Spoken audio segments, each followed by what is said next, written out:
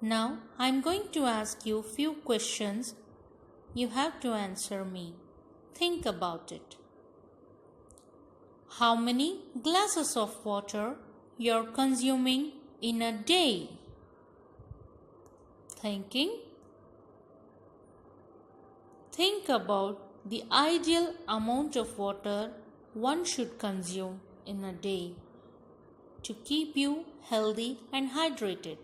Now, the next question is, how much of water, how many mugs of water you are using to wash your face, to wash your hands? Not sure? Now, whenever you use washroom to wash your face and wash your hands, just keep a check on it, as you should not waste much of the water. Water is precious. Now, let's see. The sugar and salt, does they dissolve in the water? Yes, salt and sugar dissolve in the water.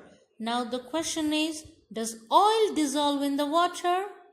Answer me.